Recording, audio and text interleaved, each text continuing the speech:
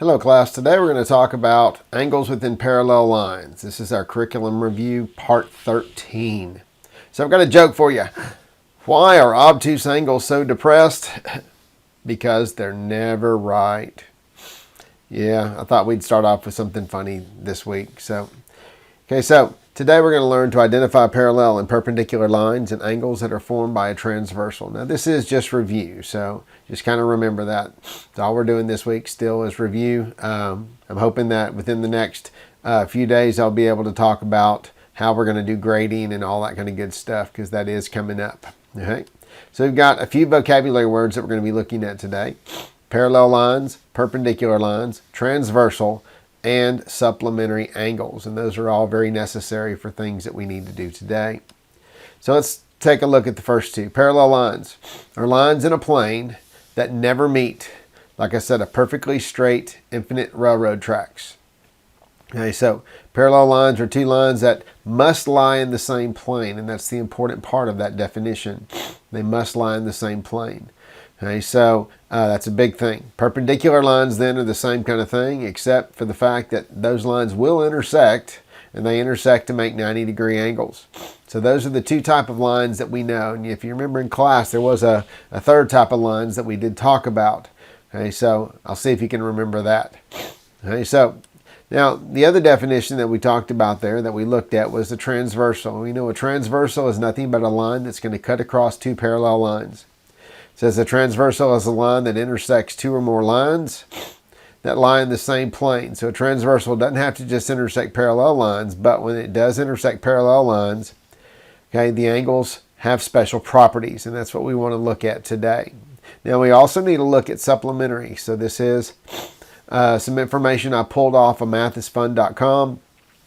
Supplementary angles are just two angles that add up to 180 degrees. We know there's another type called complementary, but that's not going to come into play within parallel lines. Now, these two angles, they typically, within parallel lines, they're going to be adjacent to each other. They're going to be touching each other. And then if we add those two angles together, we will get that 180 degrees. Now, for supplementary angles, they don't have to be touching each other. They don't have to be next to each other. They just have to add up to 180 degrees. It's all that amounts to. So when we're dealing with angles within parallel lines, we've got some special properties that we have. It says if two lines are intersected by a transversal and any of the angle pairs shown below are congruent, then the lines are parallel. So this is a way to prove that the lines are parallel, as well as some of those properties that we have involved with them. It says this fact is used to construct or in the construction of parallel lines. So we've got alternate interior angles.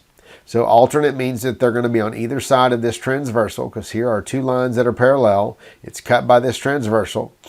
Alternate means it's going to be on either side of the transversal, interior inside the parallel lines. And alternate interior angles are congruent. We also have alternate exterior. So again, alternate meaning on opposite sides of the parallel lines. So this one here's on the left, this one here's on the right. Okay, and they're going to be on the outside of the parallel lines. Okay. Then we have something called corresponding angles. Corresponding angles are just two angles that are in the same place on that parallel line. So like this angle right here, it is on the top left of this transversal and on top of the parallel line. So its corresponding angle is going to be this one right here. Okay, so if I were to actually identify those, this is angle 1. This one is its corresponding angle. It's the same one. This would be 2 and 2, 3 and 3, 4 and 4. All of those are angles that correspond to each other. And each of these pairs that we're talking about inside these lines right here, these are all going to be congruent. Okay, so that's what we need to remember about that. Okay, so properties of transversals to parallel lines. It says if two parallel lines are intersected by a transversal, like we just shown in this picture, each of these sets of parallel lines have been cut by that transversal. Here's some things that happen. The acute angles that are formed are all going to be congruent. The obtuse angles are going to be congruent. So acute, again, remembering that is an angle that is between 0 and 90 degrees. Obtuse angle, that is going to be an angle that's between 180 and 90 degrees.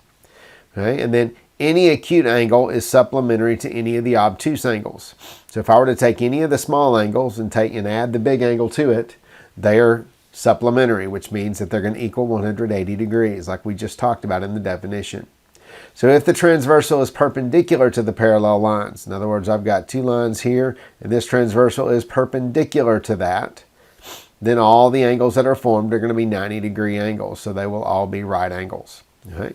So with that in mind, what we have to do basically on problems is we've got to be able to identify all the missing parts. Okay?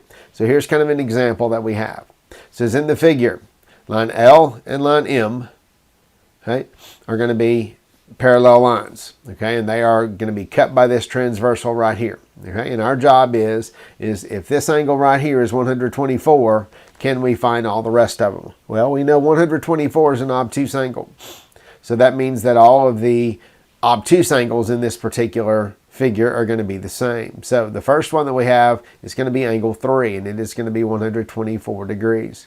Now these two angles here, we didn't define this, but they have a special relationship also. They're called vertical angles. And vertical angles are always going to be congruent. Okay, so now this one's obtuse, this one's obtuse. Well, if we come down here, the same two in those two same spots are also going to be obtuse. So this one is 124 degrees, and angle 7 would be 124 degrees also. Okay, now this 124 of the given angle and this angle 4, they're what we call they are corresponding angles. So we need to remember those are corresponding. Okay, so if we were to go back and look at that picture, corresponding, it's the angle 1 and the angle 1 right here. They are corresponding. All right. So, and then this angle 3 and angle 7 are corresponding angles. Now we need to find angle 1. Now in order to find angle 1, we know that these two angles right here that are adjacent, this obtuse angle and this acute angle, we know that they're going to equal 180 degrees. So in order to find angle 1, all we have to do is take 180, which we know is the total, and subtract 124 from that. Okay, so if we were to do that, we would end up with, let's see, 6, and this right here is 7, so that would be 56 degrees. Okay, so angle 1 here, that degree symbol should be right there, not right there. Okay, so this angle 1 here should be 56 degrees. Okay, so if this angle right here is 56, that means angle 2 will also be 56 degrees. Okay, because those two are vertical angles. Now if angle 2 is 56, that makes angle 6 56 degrees as well, because those two are corresponding angles, and angle 1 and angle 5 would also be 56 degrees. Okay, so what I'd like for you to do, now that we kind of have an understanding here that all the obtuse angles are going to be the same, all the acute angles are going to be the same, and if you take an obtuse and an acute and add them together, they're going to equal 180 degrees. What I'd like for you to do is pause the video, and I'd like for you to answer this question right here. If line M is parallel to line N, what is the measure of each missing angle? So pause the video and answer those questions, please. Okay, let's see how you did. Okay, so if this angle right here is angle 144, then angle 3, it is also an obtuse angle. It is vertical to the 144, so angle 3 is also going to be 144 degrees. Okay, so if angle 3 is 144, angle 7 is going to be 144 because it corresponds to angle 3. Now, this given angle and angle 6 are also corresponding angles, so angle 6 will be 144 degrees. Okay, so that's all my obtuse angles. So now we need to find angle 1. Okay, so we know that this 144 and angle 1 are going to equal 180 degrees. So I just take 180, I subtract 144 from that. Okay, so it's bar right here, we get 6. Okay, and then this is 7, so that would give me 36 degrees. Okay, so angle 1 then would be 36 degrees. Okay, and so if angle 1 is 36, angle 4 is also going to be 36. Angle 5 would be 36 because it corresponds to angle 1, and angle 8 is going to be 36 because it corresponds to angle 4. And that's how you find the missing angles within parallel lines. Now, if you remember in class, we did some things that were a little bit more complicated than this. We added multiple transversals, right? And sometimes that happens, and you just have to continue to look at the properties and see how all the angles along one transversal go along with each other, how they are related to each other. So what I'd like for you to do today is just like what we've been doing. Would like for you to go to this particular link, and this link will also be inside Classroom, and answer the questions for me. So what we have today is we've just got 7 questions. So I gave you another picture right here. I gave you this angle right here is 137. So what I'd like for you to do is place in the degree measures for each one of those. Now in the form, you're just going to be plugging in the numeric value. Do not try to do a degree sign or do any angle measurements or anything like that, angle things like this. Okay, just put a number in for the degree measure. So if I wanted to say 137, I would just type in 137 and that is it. Okay, so until next time, we'll see you then.